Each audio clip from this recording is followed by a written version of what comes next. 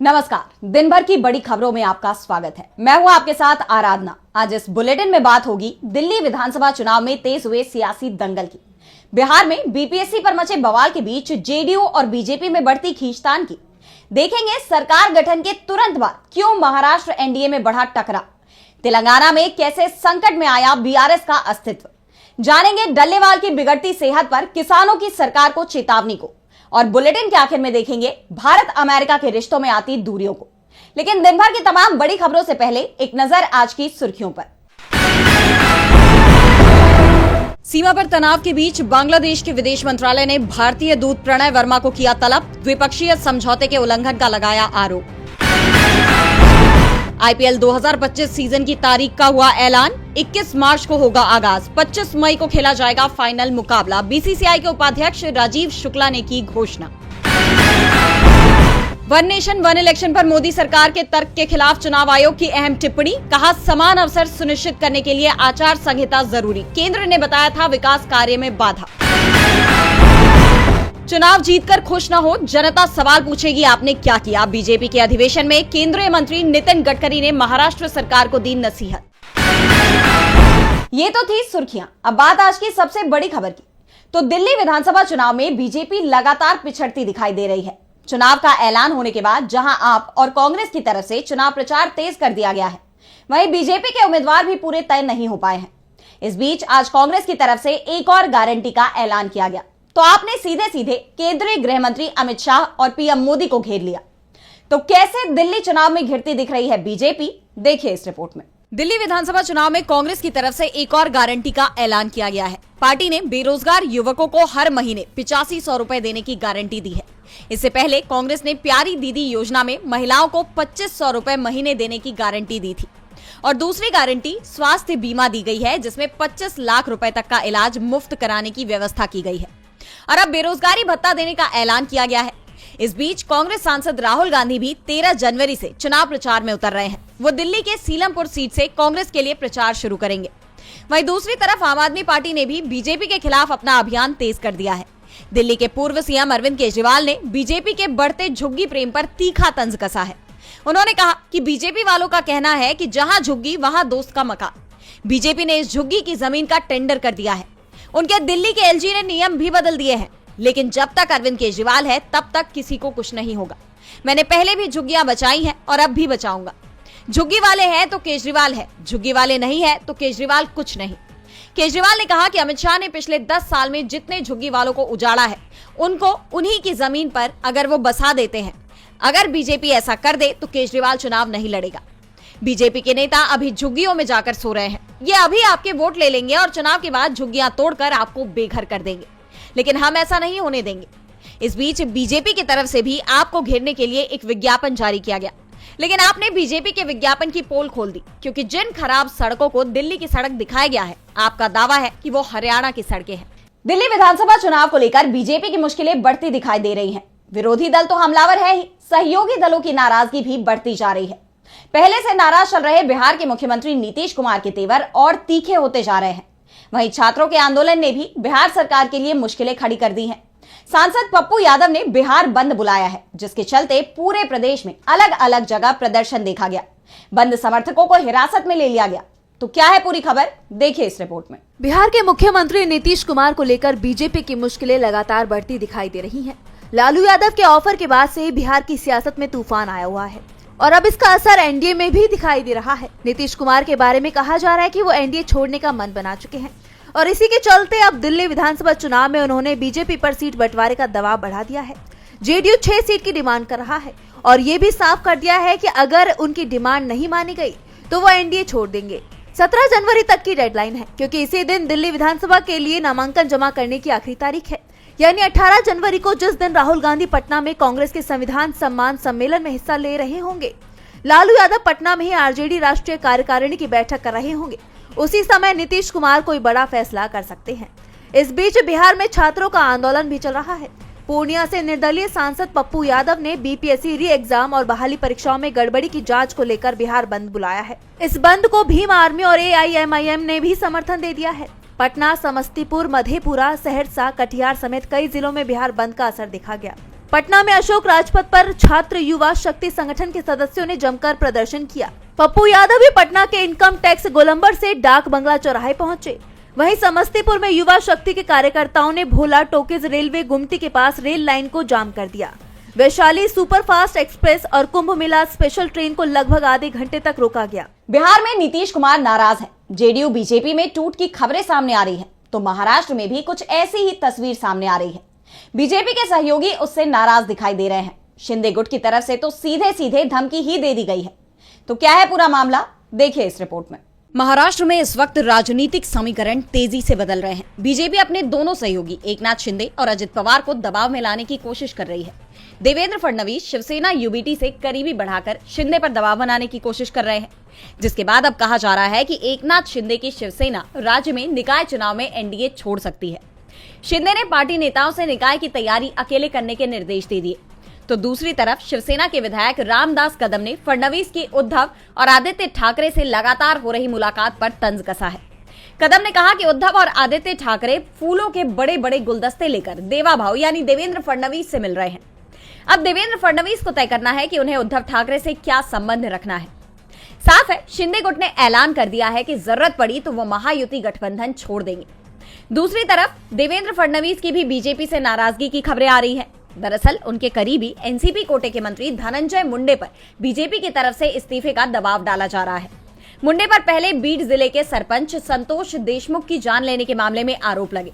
इस मामले में मुंडे के करीबी वाल्मीकि कराड गिरफ्तार किए गए हैं।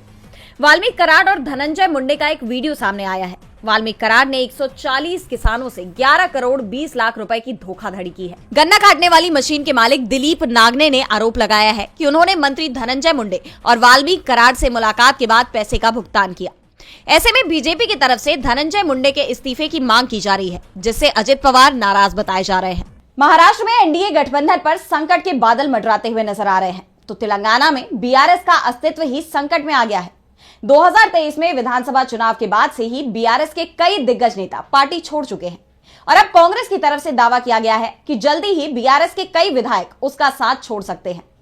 तो कैसे मुश्किलों से घिरी केसीआर की पार्टी बीआरएस, देखिए इस रिपोर्ट में। तेलंगाना प्रदेश कांग्रेस चीफ बी महेश गौड़ ने एक बड़ा दावा किया है। गौड़ का दावा है कि मकर संक्रांति के बाद बीआरएस के कई और विधायक कांग्रेस में शामिल हो सकते हैं।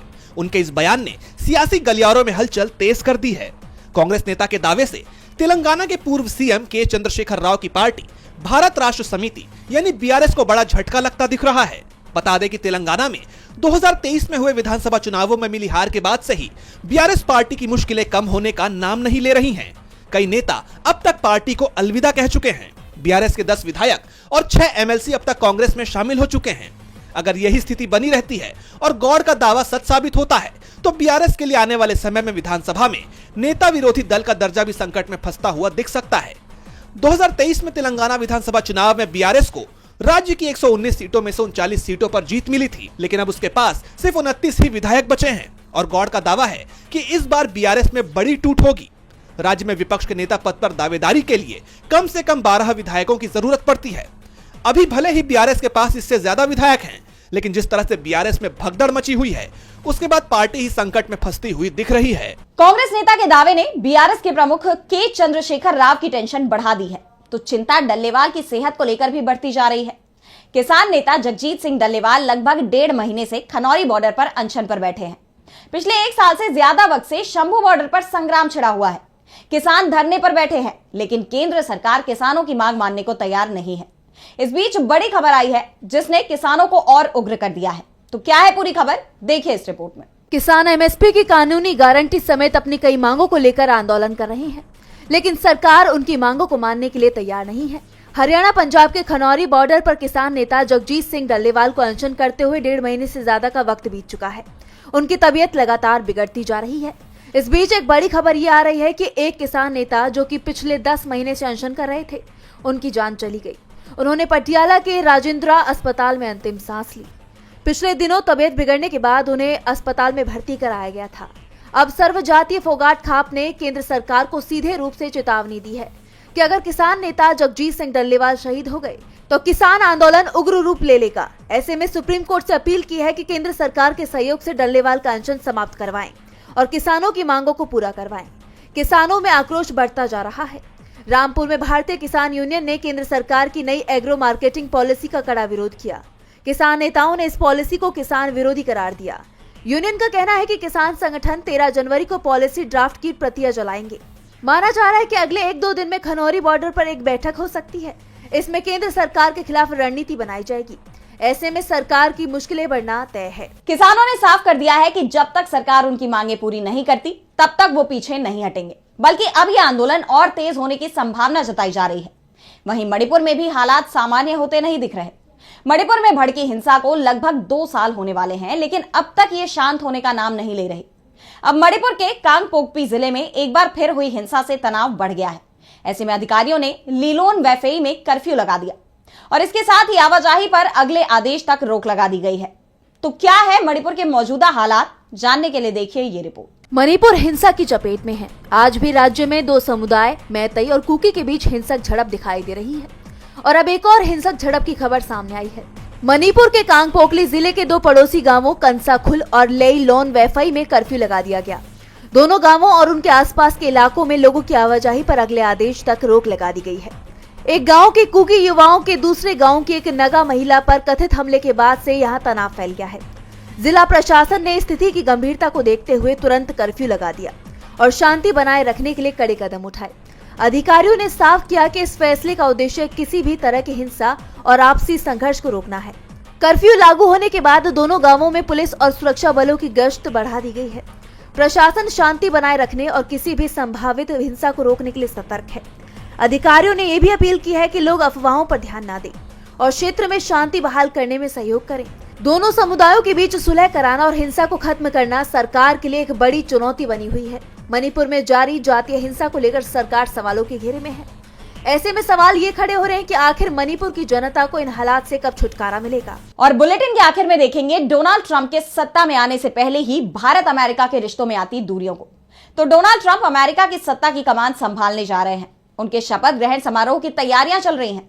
समारोह के लिए कई देशों के लीडर्स को बुलाया गया है, लेकिन अमेरिका के न्योते पर भारत के रुख ने चर्चाओं का बाजार खोल दिया है। दोनों देशों के बीच संबंधों को लेकर सवाल उठने लगे हैं। तो क्या है पूरा मामला, देखिए इस रिपोर्ट में। अमेरिका में सत्ता हस्तांतरण की तैयारियां जोर शोर से चल रही हैं। 20 जनवरी को डोनाल्ड ट्रंप अमेरिका के राष्ट्रपति पद की शपथ ले रहे हैं, जिसमें दुनिया भर के दिग्गज नेता शिरकत करेंगे, लेकिन भारत के प्रधानमंत्री नरेंद्र मोदी इसमें शामिल नहीं होंगे। इस खबर के सामने आते ही चर्चाओं का बाजार गर्मा गया है।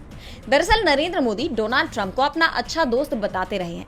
जब अमेरिका के चुनाव के नतीजे सामने आए थे, डोनाल्ड ट्रंप की जीत हुई थी, तब भी उन्होंने बहुत ही गर्मजोशी के साथ बधाइयां दी थी। यहां तक कि कई बीजेपी नेताओं ने अपने सोशल मीडिया के जरिए ट्रंप को शुभकामनाएं दी थी। ऐसे में सबको इंतजार था कि ट्रंप आखिर कब पीएम मोदी को अपने शपथ ग्रहण समारोह का न्योता भेजेंगे। चीनी राष्ट्रपति शी जिनपिंग को न्योता मिल गया, दूसरे देशों के नेताओं को न्योता मिल गया, लेकिन लंबे वक्त तक पीएम मोदी को न्योता नहीं मिला। इस बीच भारत के विदेश मंत्री एस जयशंकर भी अमेरिका गए, तो कहा गया कि उनकी कोशिश है कि ट्रंप प्रशासन की तरफ से पीएम मोदी को न्योता दिया जाए। और अब खबर आ रही है कि ट्रंप प्रशासन ने हिंदुस्तान को न्योता भेज दिया है, लेकिन भारत की तरफ से विदेश मंत्री एस जयशंकर इसमें शिरकत करेंगे। ऐसे में कहा जा रहा है कि लंबे इंतजार के बावजूद ट्रंप की तरफ से पर्सनल इनविटेशन नहीं मिलने के चलते पीएम मोदी ने उनके शपथ ग्रहण समारोह से दूरी बना ली है, जिसके बाद सवाल ये उठ रहे हैं कि इसका भारत और अमेरिका के संबंधों पर क्या असर पड़ेगा। जब कार्यकाल की शुरुआत से ही डोनाल्ड ट्रंप के तेवर तीखे दिखाई दे रहे हैं, फिर चाहे वो भारतीय अप्रवासियों का मुद्दा हो या दूसरे देशों पर टैरिफ लगाने की बात, ट्रंप ने यह साफ कर दिया है कि इस बार के कार्यकाल में वो अमेरिकी फर्स्ट की नीति पर काम करेंगे। अब ऐसे में भारत के लिए इस बार उनका कार्यकाल कितना फायदेमंद साबित होगा, ये देखने वाली बात होगी। तो आज इस बुलेटिन में इतना ही। आप देखते रहिए डीबी लाइव। नमस्कार।